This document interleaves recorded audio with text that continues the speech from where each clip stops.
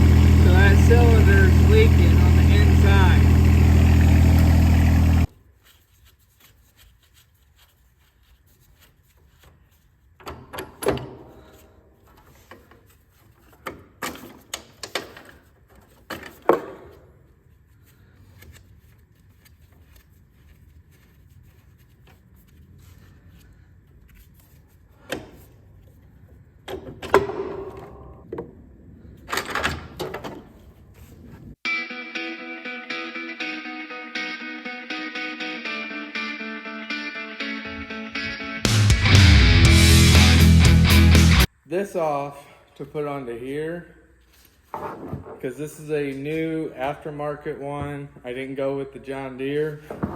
This hose is pretty shot, so we're going to replace this hose while we're at it and swap everything over and go reinstall it. So let's get after this and let's get it done. Shouldn't take too long to do this. I just gotta find the right wrench.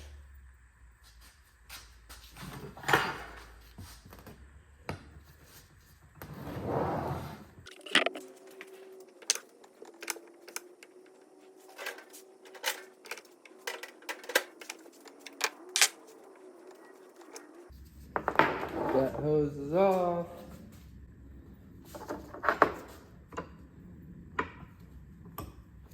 This fitting is off.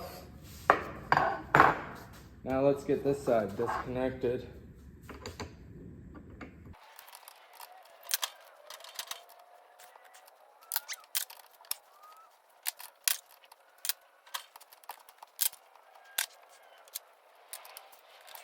Really?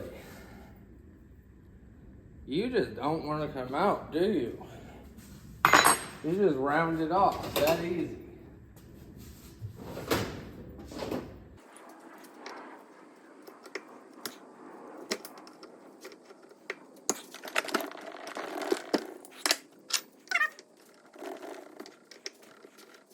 She broke loose. Okay. Well, let's get this one on since this is the only side I can get on right now.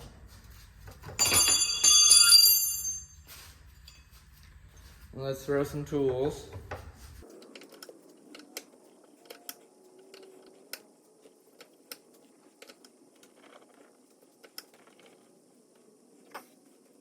This one has to come back off because it straight up ain't gonna work. Let's put this one back together.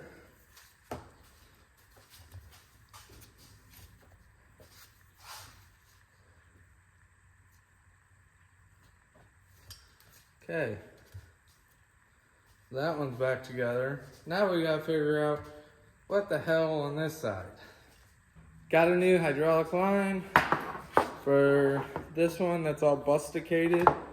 So I don't even know what size that is because it's smaller than the quarter. I don't know. All right, we shall return tomorrow.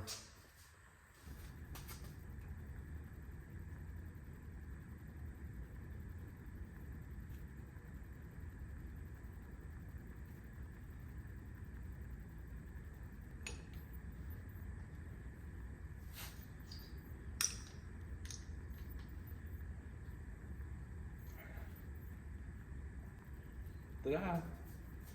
Done with that one. All right, guys. So we got it all put back together. Let me show you a little bit closer of all the connections. So we have the street elbow here. Then we have the adapter to go from the street elbow to the 1/4 inch. And then if this hose here would have been male on this side and female on this side, we wouldn't have needed this connector here. So the connector I had to purchase was a 1/4 inch, 1/4 inch, then the 18-inch hose, and then the John Deere poppet or connector, whatever you want to call it. So now all that's left is let's throw it back on there and see if any of my connections leak. We are just gonna hook this one up to check my connections and make sure I don't have any leaks on this one.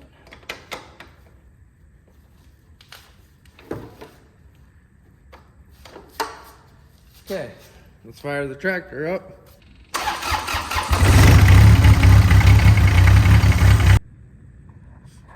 So it's leaking from this fitting to this one. So we're gonna have to take it back off, take it back over to the bench. So we got it all put back together now. We sealed this one, we tightened this one, and tightened that one as well. So now, let's go check it again.